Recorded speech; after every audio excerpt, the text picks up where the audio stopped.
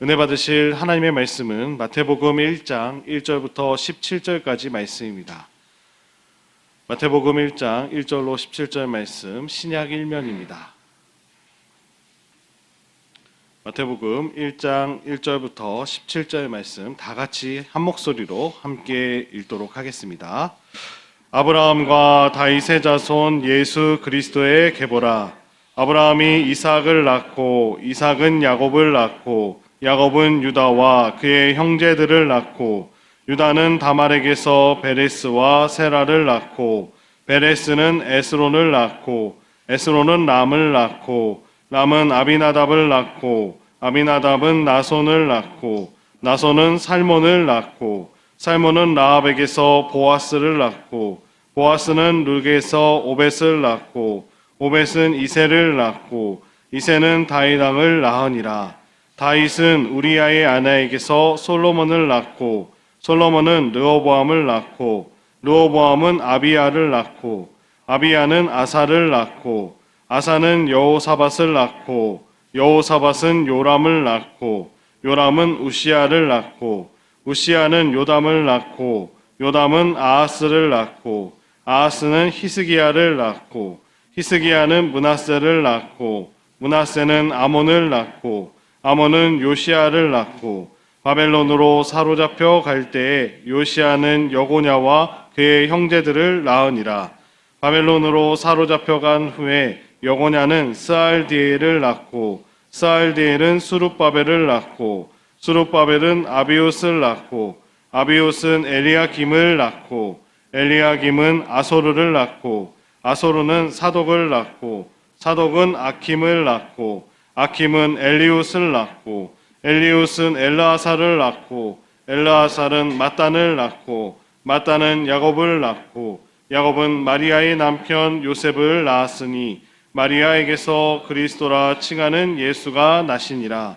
그런즉 모든 대수가 아브라함부터 다윗까지 14대요 다윗부터 바벨론으로 사로잡혀 갈 때까지 14대요 바벨론으로 사로잡혀 간 후부터 그리스도까지 14대더라.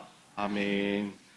예, 오늘은 그럼에도 약속은 이루어진다. 그럼에도 약속은 이루어진다라는 제목을 가지고 함께 하나님의 말씀 나누도록 하겠습니다. 오늘 마태복음 1장 잘 아시죠? 네, 족보가 나와서 사람 이름부터 시작하고 있습니다. 총 아브라함과 다윗의 자손 예수 그리스도의 계보가 1장 1절에 나온 대로 시작되어집니다. 아브라함과 이삭과 야곱으로부터 다윗과 솔로몬과 요셉에게로 후대가 이어졌고 또 요셉의 아내 마리아에게서 예수님이 태어나셨습니다. 아브라함부터 다윗까지 또 다윗부터 바벨론 포로기까지 바벨론 포로기부터 그리스도까지 각각 14대씩 끊어서 오늘 성경에 기록되어져 있습니다. 1660년 영국의 베드포드의 작은 가봉 안에서 존 버년이라는 이 목사님이 펜을 쥐고 있으셨는데 복음을 전했다는 이유로 감옥에 갇혀서 절망과 외로움 속에서 갇혀 살던 그 존 버년은 자신의 처지가 하나님의 약속과는 너무 멀게 느껴졌다고 합니다. 하나님의 부르심을 받고 하나님께서 귀하게 쓰시긴다라는 약속을 붙들고 나아갔던 그에게 복음을 담대히 전할 수 있었던 기회가 열린 것이 아니라 오히려 감옥이라는 작은 공간에 갇혀서 복음도 전하지 못하고 그곳에 있었던 자신의 모습을 보면서 절망 속에 있었다고 합니다. 그러나 새창살이 그의 몸을 가두고 있긴 했지만 하나님의 약속은 가둘 수 없었다라고 고백하고 있습니다. 그는 감옥에서 우리가 모두 잘 알고 있는 철로 역정을 쓰기 시작했습니다. 인간이 보기에는 실패와 고난의 자리를 하나님은 약속을 이루시는 현장으로 바꾸어 가심을 그의 모습을 통하여 살펴볼 수 있습니다. 나 같은 죄인 살리신이라는 유명한 찬송가를 또 작곡했던 존 뉴턴은 존 버년의 생애 중 이 어려웠던 이 시기를 기억하면서 이렇게 말했다고 합니다. 유능한 설교자의 입이 닫히게 되자 하나님은 더 큰 복음의 문을 열어주셨습니다. 만약 존 버년이 감옥에 갇히지 않고 베드포드에 남아서 계속 설교를 하며 다녔다면 그가 실제로 했던 선한 일의 절반도 행하지 못했을 것입니다. 라고 그는 고백했다고 합니다. 마태복음 1장은 바로 이런 이야기에서 시작하고 있습니다.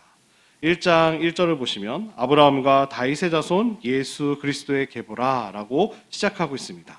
이 계보, 이 족보야말로 복음이 시작되는 가장 강력한 시작점이자 서론입니다. 그 안에는 약속이 어떻게 현실이 되었는가라고 하는 이 하나님의 구속사의 드라마가 고스란히 담겨져 있기 때문입니다.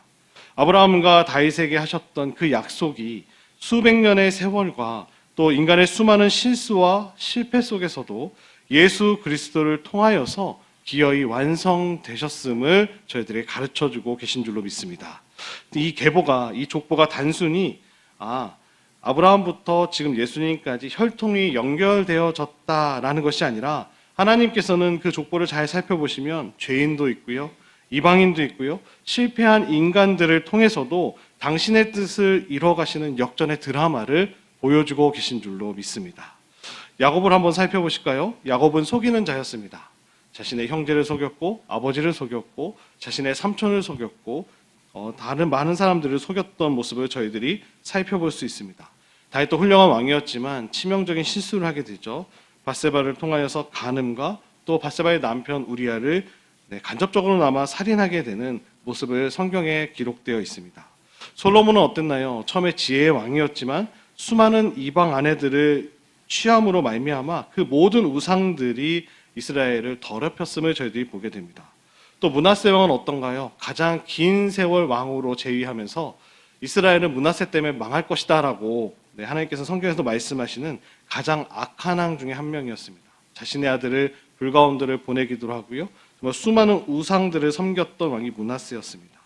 또 다말과 라합과 룻과 밧세바의 출신과 행적에서 자랑스러운 여인들은 한 명도 없었습니다. 다 이방 여인들이었고 심지어 라합은 기생 라합이기도 했습니다.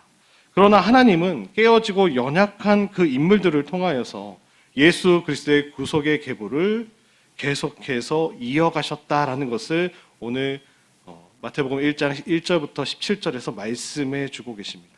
이 계보가 인간의 연약함과 실패에도 불구하고 하나님의 약속은 절대 멈추지 않는다라는 것을 저희들에게 보여주고 계십니다. 그런데 이 계보에는 또 중요한 역설이 있습니다. 바로 다윗의 후손이었던 여고냐, 성경 여호야긴이라는 이름입니다. 예레미야 선지자는 그는 죄악으로 인해서 그 자손 중에는 다윗의 왕좌에 앉을 자가 없을 것이다 라고 예레미야 22장 30절에 선포하기도 했습니다. 겉으로 보면 하나님의 약속은 끊어진 것처럼 보였습니다. 다윗의 왕조는 무너졌고 왕자의 계승은 완전히 막힌 듯 했습니다. 그러나 하나님은 그 속에서도 길을 내셨습니다. 요셉은 다윗의 자손으로서 왕위 계승의 합법적인 권리를 가졌지만 예수님의 생물학적 아버지는 아니었습니다. 16절은 이 독특한 전환점을 이렇게 기록하고 있는데요. 16절을 눈 한번 함께 보시면 야곱은 마리아의 남편 요셉을 낳았으니 마리아에게서 그리스도라 칭하는 예수가 나시니라. 다른 인물들은 대부분 낳았다, 낳고라고 표현하고 있죠. 그래서 능동태 단어인 에게네센이라는 헬라어가 쓰여지고 있는데 예수님의 경우에는 나시니라라는 단어를 표현하면서 에게네세라고 수동태로 사용하고 있습니다. 다르죠. 왜 다를까요? 예수님이 요셉의 아들이 아니라 하나님의 능력으로 성령의 능력으로 태어나신 분임을 정확하게 성경은 기록하고 있습니다. 예수님은 다윗의 법적 후손으로서 왕권을 가지면서도 여고냐의 저주가 닿지 않는 새로운 혈통으로 이 땅 가운데 오셨음을 말씀해 주고 계십니다. 마태가 기록하고 있는 이 계보는 예수님이 율법적으로나 인간적인 한계를 넘어서 하나님의 초자연적인 방법으로 메시아, 구원자인 이 왕권의 약속이 성취하셨음을 분명하게 증언하고 있음을 저희들이 보게 됩니다. 인간의 실패로 끊어진 줄 알았던 이 약속이, 언약이 하나님의 방법으로 다시 이어진 줄로 믿습니다. 이것이 바로 복음의 신비인 줄로 믿습니다. 하나님의 약속은 인간의 저주를 돌파하고 불가능을 넘어서시는 약속임을 오늘 본문이 저희들이 가르쳐주고 계십니다. 구약에도 살펴보실까요? 사사기에 사사 삼갈이라는 사사가 나옵니다. 짧게 나오지만 출신도 불분명하고요. 어디 출신인지도 모릅니다. 하나님께 붙잡히게 되자 소를 모는 막대기로 이스라엘을 구원했다라는 것을 저희들이 보게 됩니다. 저희들의 인생도 마찬가지입니다. 내가 무엇을 붙잡느냐보다 더 중요한 것은 내가 하나님의 전능하신 손에 붙잡혀 있느냐라는 것이 더 중요한 줄로 믿습니다. 우리가 무엇을 붙잡고 내가 무슨 힘이 있고 능력이 있는 것이 중요한 것이 아니라 내가 하나님의 능력 안에 붙들림 바 되어야 될 줄로 믿습니다. 하나님의 약속은 내가 어떤 사람인가에 달려있지 않고요.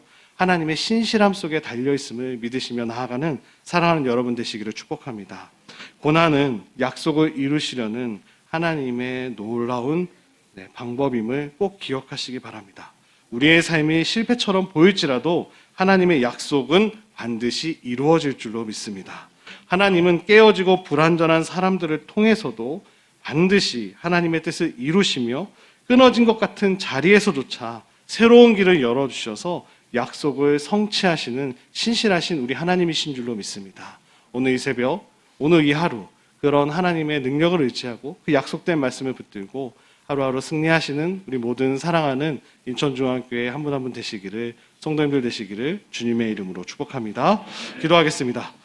참 좋으신 하나님 아버지 감사합니다. 오늘 예수 그리스도의 계보를 통하여서 이 땅 가운데 주님께서 어떻게 오셨는지, 하나님께서 어떻게 또 하나님의 방법으로 그 약속을 이루시고 그 어려운 가운데서도 완전히 끊어진 것처럼 보이고 무너진 것처럼 보이고 막힌 길 속에서도 하나님은 그 속에서 길을 내시고 그 약속을 신실하게 지키셨던 그 말씀을 저희들이 보게 됩니다. 하나님, 저희들의 삶 속에서도 날마다 헛된 것을 붙들고 나아가는 삶이 아니라 전능하신 하나님의 손에 붙잡혀 있는지 늘 살펴보게 하여 주시고 주님만을 꼭 붙들고 약속의 말씀을 붙들고 매일매일 승리하는 저희 모두가 될 수 있도록 인도하여 주옵소서. 그러하신 하나님을 의지하고 신뢰함으로 매일매일 달려나아가는 우리 모든 인천중앙교회 사랑하는 성도님들의 삶이 될 수 있도록 지켜주시고 이끌어 주시옵소서. 감사드리며 예수님의 이름으로 기도드립니다. 아멘.